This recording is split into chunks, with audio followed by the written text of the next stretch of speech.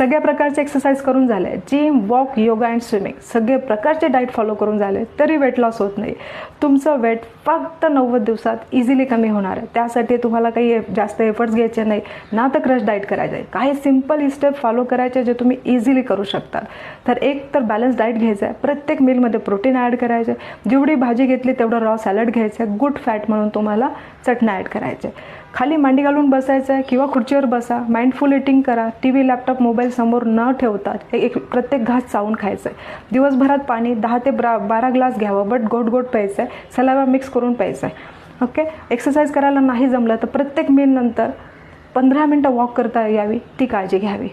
आणि लक्षात ठेवा, वजन 1 दिवसात एका रात्रीत वाढलेलं नाही आहे, त्यामुळे त्याला कमी होण्यासाठी वेळ लागणार आहे. शरीराची अवहेलना करू नका वेट लॉससाठी. आणि कन्सिस्टन्सी महत्त्वाची, सातत्य असलं तर तुम्हाला यश नक्की मिळेल. थँक्यू.